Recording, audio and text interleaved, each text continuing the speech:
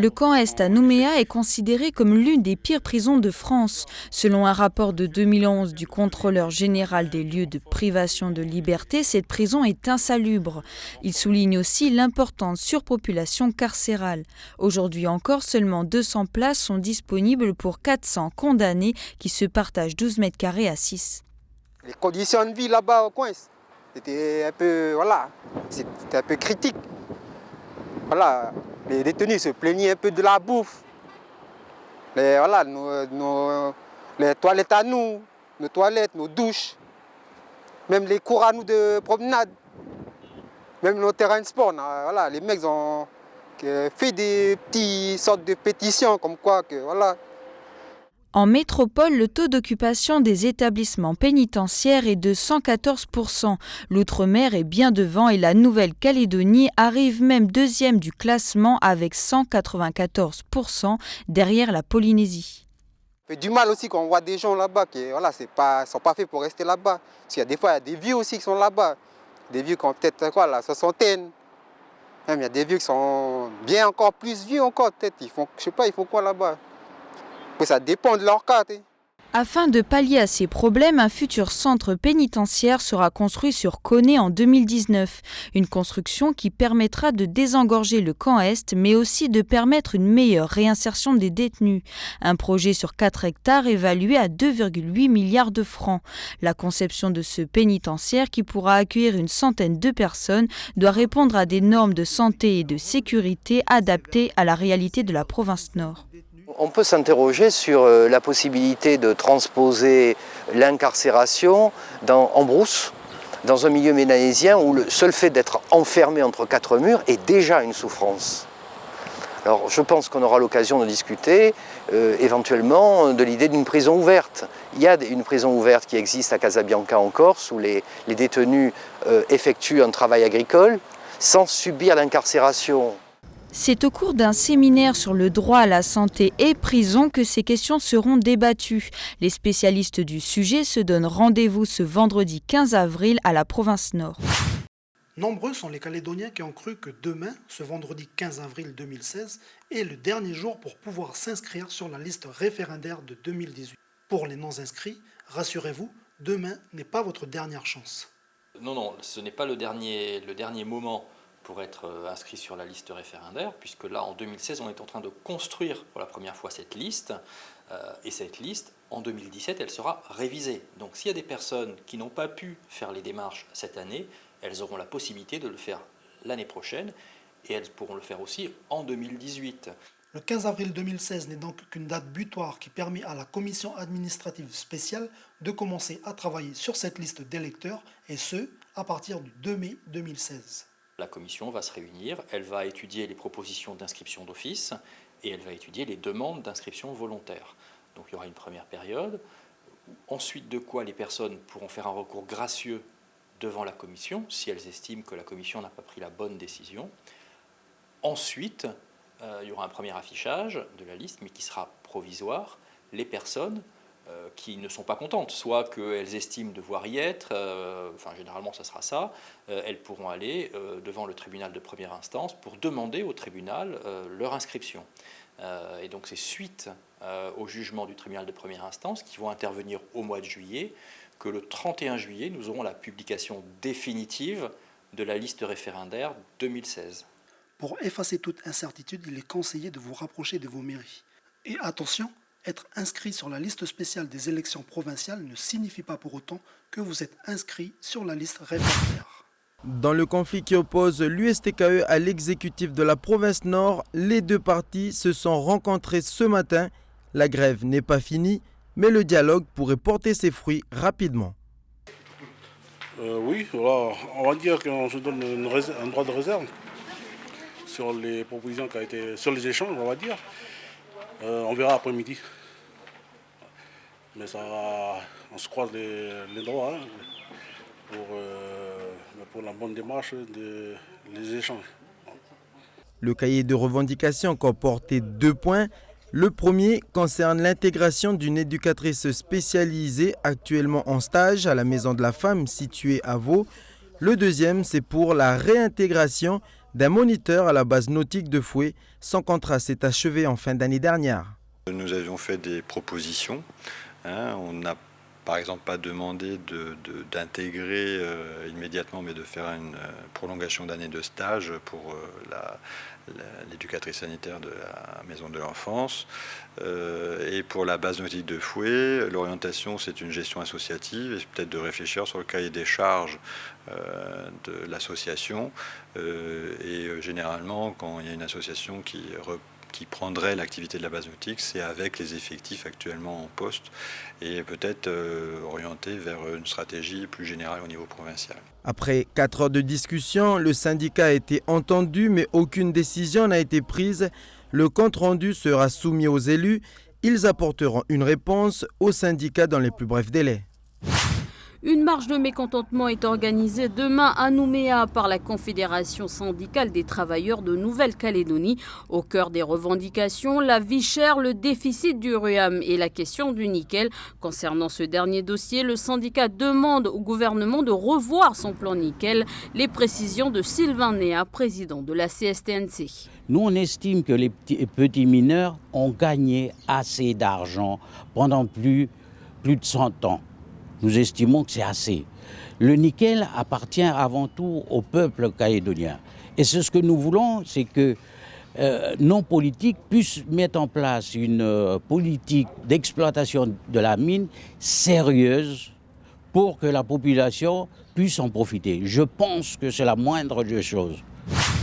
Une nouvelle association a vu le jour mercredi matin à Nouméa, les Pacific Angels. Le but, développer un réseau d'investisseurs pour aider les entreprises calédoniennes. À l'origine de ce partenariat, Pierrick Maury. C'est un moment fort, mais c'est que le début en fait. Puisque c'est quand même le premier réseau d'Angels qui est créé aujourd'hui même. Il est 11h moins le quart. Voilà. Alors on discute dans un an, mais... Afin d'augmenter ses chances de trouver des financements pour les créateurs d'entreprises, il a développé le premier site internet de crowdfunding du territoire. Donc voilà le site internet de la FIPAC, sur lequel on peut retrouver la plateforme de crowdfunding, où effectivement les projets et les porteurs qui sont aujourd'hui inscrits. À l'origine, le crowdfunding servait à aider le milieu artistique avec des dons. Aujourd'hui, le financement participatif, c'est aussi un moyen de faire fructifier son argent. Sur le site internet de la FIPAC, 3 projets sont déjà en ligne. Vous pouvez par exemple aider la distillerie du Soleil et prendre des parts dans la société. Pour 1 300 €, vous deviendrez actionnaire d'une rhummerie et pourrez ainsi participer à la création d'emplois. Un investissement au minimum sur 5 ans et qui n'est pas non plus sans risque. Comme tout investissement, on peut perdre les mises qui sont mises en ligne. Donc il faut quand même s'assurer que l'investisseur qui s'est connecté il ait une certaine connaissance des outils financiers, même si ça reste quand même très simple de pouvoir faire du financement participatif. Soutenue par la CCI, cette plateforme de crowdfunding est une méthode alternative et complémentaire aux emprunts bancaires. L'intérêt est de faciliter les investissements et pourquoi pas donner un coup de pouce à l'économie calédonienne. Denis, animateur de la tribu de Goapin et référent du WWF, vient contrôler si tout est prêt pour la plantation de demain.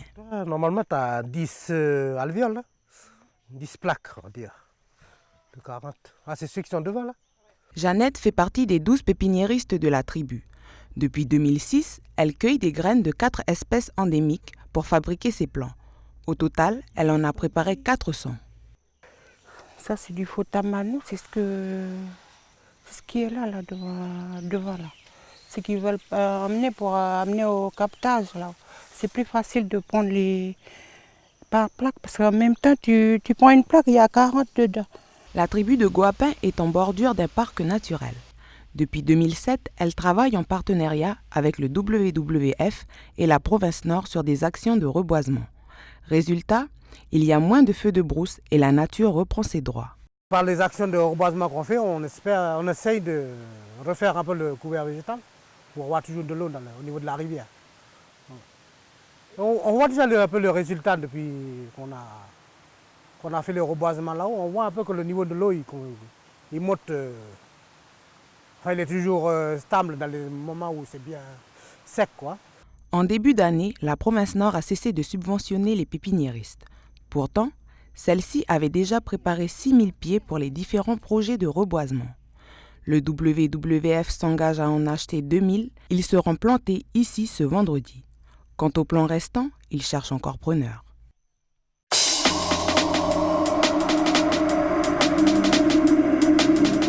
Des manifestations dans les grandes villes de Papouasie occidentale. Les manifestants militent pour la pleine adhésion du mouvement de libération uni pour la Papouasie occidentale au sein du groupe Fer de lance mélanésien. Ce mouvement, qui regroupe des indépendantistes papous, est aujourd'hui simple membre observateur. Paradoxalement, l'Indonésie en est un membre associé. Rappelons que le Fer de lance est composé de 4 États mélanésiens, Fidji, Papouasie-Nouvelle-Guinée, Salomon et Vanuatu, ainsi que du FLNKS. Une société invisible, forte de 29 000 personnes dans les franges de la société australienne. Le Guardian Australia consacre un long reportage aux demandeurs d'asile et raconte l'histoire de Balan, qui pour chauffer sa chambre en plein hiver avait eu l'idée d'amener les restes du barbecue à côté de son lit. Il ne s'est jamais réveillé, intoxiqué par le monoxyde de carbone. Un exemple parmi tant d'autres qui nous permet de comprendre les conditions de vie des réfugiés. Et pour finir, on vous parle surf. Le photographe français Ben Touar va vous surprendre. Avec ses photos sous-marines prises à Tahiti, il renverse tout simplement le point de vue sur la question.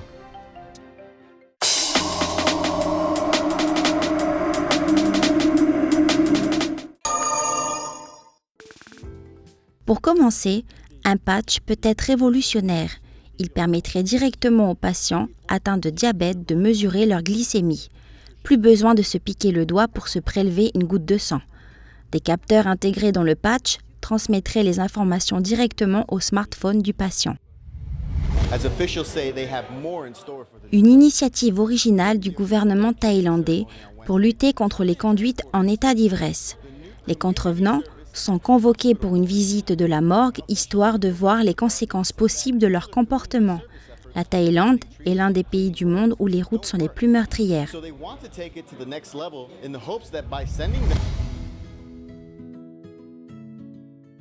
En Indonésie, le géant industriel français L'Oréal fait fureur en se mettant aux cosmétiques halal.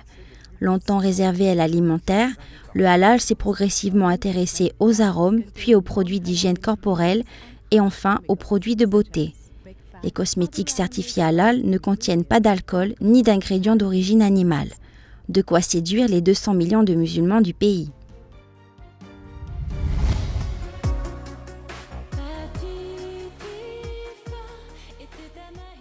On se quitte avec ces belles images qui nous viennent de Tahiti.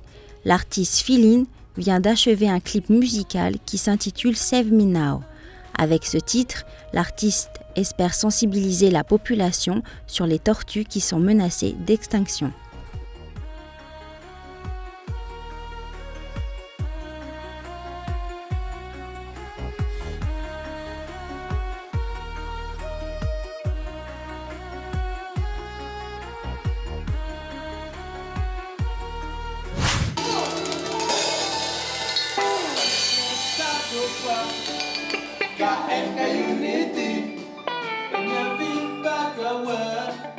Pour la première fois, KNK Unity en tournée dans tout le pays.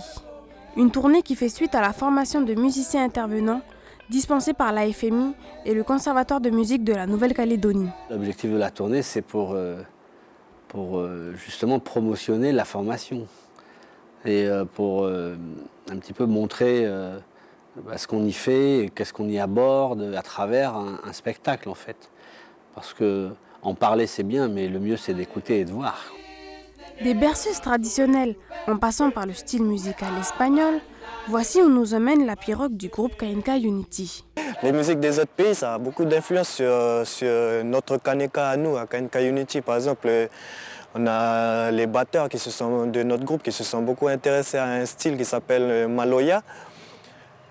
C'est assez compliqué, mais voilà, on a pu adapter ça au Kaneka, tout ça. C'est pour ça que maintenant, si vous entendez notre Kaneka, c'est un petit peu une autre façon de jouer, quoi. Mais c'est des influences qui viennent de là, justement. Et puis voilà, on a le jazz et tout, on prend un peu de tout, quoi. Après 4 années de formation, les 9 membres du groupe occupent aujourd'hui tous un poste auprès des antennes du conservatoire. On exploite les pédagogies apprises là-haut. Les pédagogies, tout ce qu'on a mangé là au conservatoire et à la FMI, on retransmet encore à nos petits frères, à tous ceux qui veulent bien, faire de la musique.